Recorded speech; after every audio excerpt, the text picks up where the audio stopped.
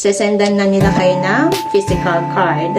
Ano ang ginawa natin para makakuha ng Arizona Teaching Certificates? Kahit nasa Pilipinas pa kayo, pwede kayo kumuha ng USA Teaching License. Kasi hindi mo na kailangang mag-exams. Pag wala pa after 3 weeks, mag-email na kayo to follow up.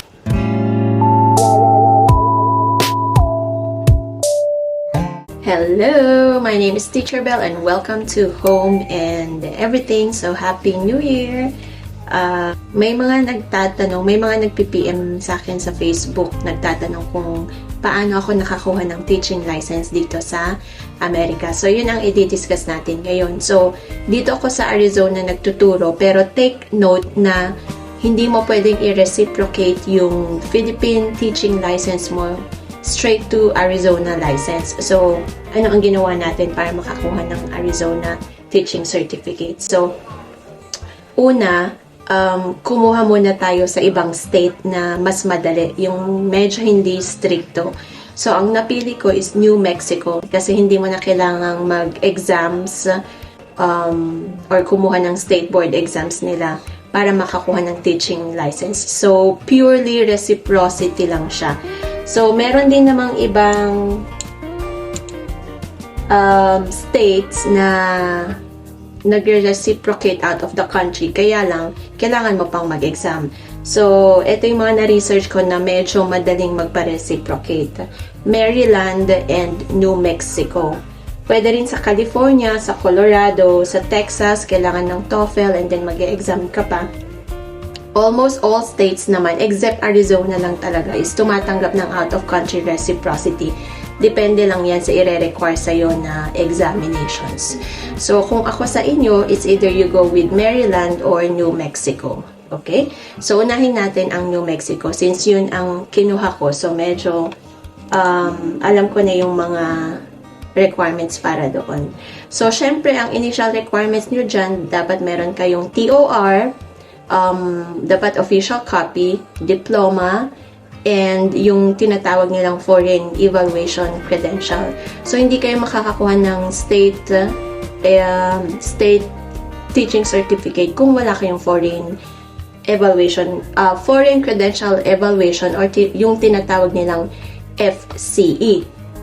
So, ito po yung mga list na pwede nyong i-explore para ipa-evaluate nyo yung TOR nyo and diploma nyo para makita nila yung equivalent degree dito sa US. Yun ang kailangan ng mga Department of Education agencies. So, yung sa akin po, kinuha ko siya sa ESI or Evaluation Service Incorporated. Sa Chicago-based po yan. So, ipapadala nyo doon ang TOR and diploma nyo and then money order. Usually, nasa $170 to $200 ang fees nila.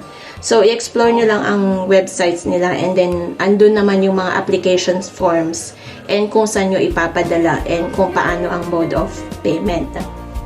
So, siguro kung meron na kayong TOR and diploma and ipapadala nyo na lang within 1 week or 2 weeks, pwede nyo nang ma-receive yung evaluation nyo. So, pwede naman nilang ipadala mismo dyan sa Pilipinas. Okay, so yan ang pinaka-initial requirement. And then, punta na kayo sa New Mexico Department of Education or NMED. Okay? So, i-click nyo lang yung register for the licensure portal. So, mag-create kayo ng account nyo sa New Mexico portal. And then, at the end, pipiliin nyo yung out-of-country reciprocity. Magbabayad kayo ng $150 for processing. Okay? So, dyan nyo rin i-upload yung foreign credential evaluation nyo. Pwede nyo i-upload, pwede nyo rin i-email. So, pag pasok nyo naman dun sa portal, nandun yung instructions kung paano nyo or saan nyo i-email yung foreign credential evaluations nyo, i-upload nyo ang TOR and diploma, and then i-upload nyo rin ang mga what do you call this, verification of experience. Okay, so i-download nyo rin dito sa website na to yung template nila for verification of experience, or kung sa Pilipinas tinatawag natin yung Certificate of Employment Pero sila kasi verification of experience ang tawag nila. Dito nyo ilalagay yung number of years of experience nyo per year. Okay? So, ito ang sample niya. Ito yung mga sample na, ito yung sample pala na ginawa ko. So, per year, kung ilang hours kayo nag-work for that year.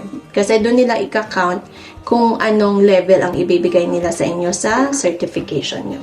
Okay? So, again, $150 yan.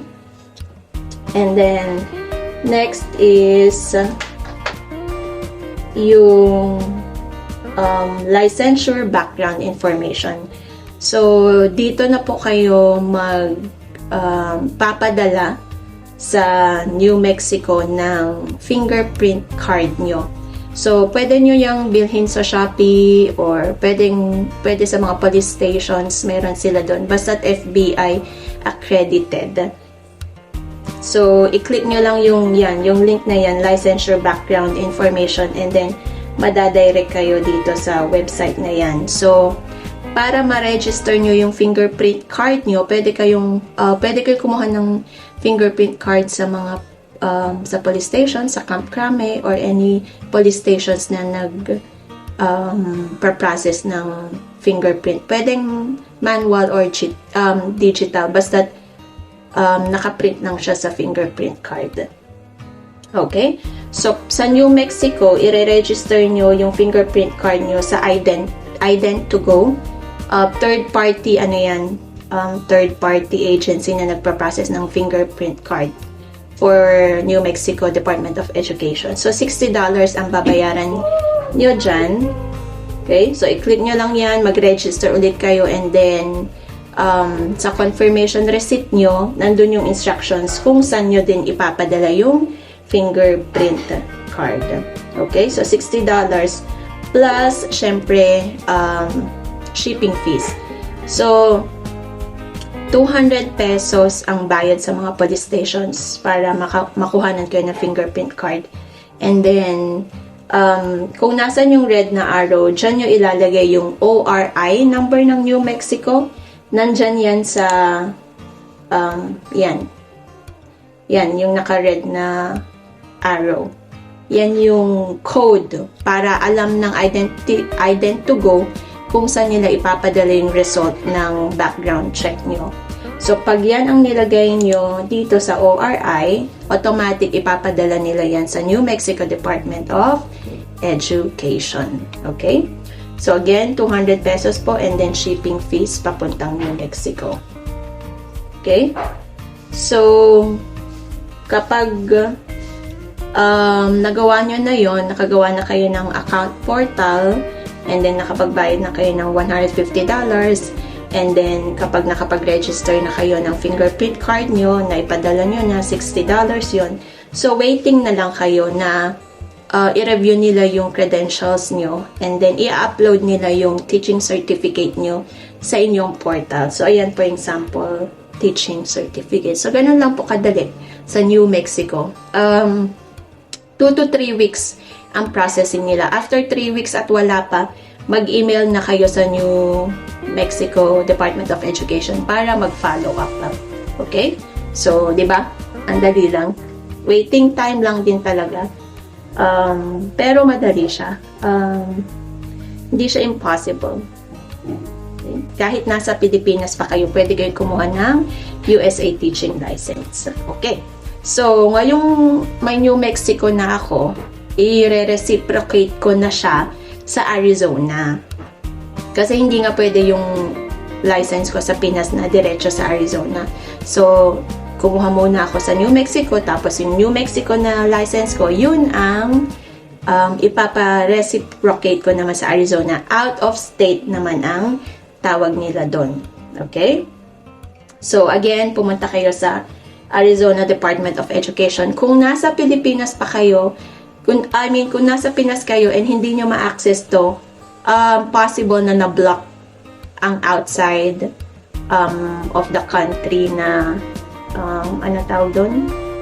Yung computer address nyo. So, VPN.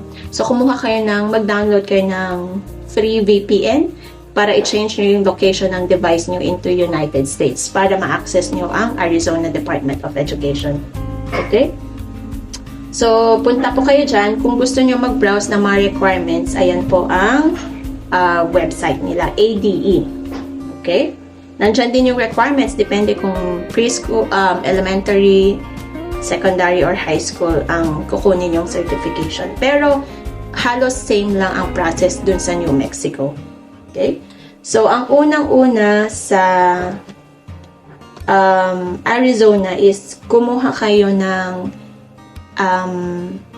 IVP card. Ito yung fingerprint clearance card. Ito yung sample niya. Ito yung sa akin. Okay, yan, ganyan. Okay.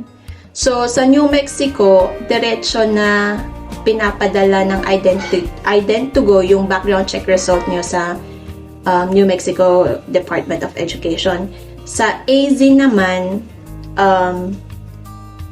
kumuha muna kayo ng ganito nyo kasi ito ang kailangan nyo pag nag-register kayo sa portal. Okay? So, hindi kayo makakaproceed sa account creation portal hanggat wala kayong IVP card number. Okay? So, ito mauuna ang fingerprint card. So, pag pumunta kayo dito sa website nila, i-click nyo lang to, yung AZDPS, yung Department of Public and Safety. Dito kayo makakakuha ng, or dito nyo ma-register and magbabayad ng fingerprint processing card. Okay? So, ito po ang, yan. Pag click nyo yung link na yun, dito kayo sa fingerprint clearance card. So, scroll nyo lang sa baba and then mabibigyan kayo ng ganitong options. So, ang i-click nyo is fingerprint clearance card. Okay? Dito kayo magbabayad ng $78. So, same din sa New Mexico. Yan, ganyan din. So, punta din kayo sa mga police stations. 200 pesos din ang fingerprinting nila. And then, pag nakapagbayad na kayo dun sa website ng Department Public of Safety ng $78, mag-i-email sila ng confirmation receipt na nakalagay ang reference number. So, isusulat nyo dyan ang reference number na binigay sa inyo. Okay? And then, ang ilalagay nyo pala, nakalimutan kong ilagay dyan, ilagay nyo is teacher certification. Okay? Para alam nila na for that purpose nyo gagamitin. Okay? So, kapag na-process na nila ang fingerprint card, sesendan na nila kayo ng physical card. Pwede nyo rin i-access kung hindi nyo maintay, kasi syempre ipapadala. Kung hindi nyo maintay to, pwede nyo i-access sa DPS account nyo yung number, yung IVP number, para makakreate na kayo ng account sa Arizona Department of Education. So i-upload nyo din dyan yung Foreign Credential Evaluation nyo, ang TOR nyo, ang Certificate of Employments nyo, or Verification of Experience. Tapos, magbayad kayo ng $60. And then, i-upload lang din nila yung teaching certificate nyo once tapos na yung review of your credentials. Okay? So, ganun lang po kadali. Minsan, ipapadala din nila yung certificate, teaching certificate nyo dyan sa Pilipinas.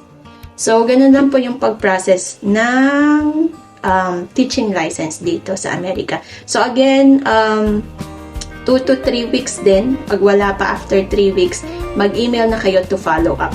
Okay? Para you're not gonna be wasting your time sa pag-iintay. Okay? Kasi minsan, may kulang ka palang requirement kaya hindi na process and then nag-iintay ka lang sa wala. Minsan, hindi sila mag-i-email.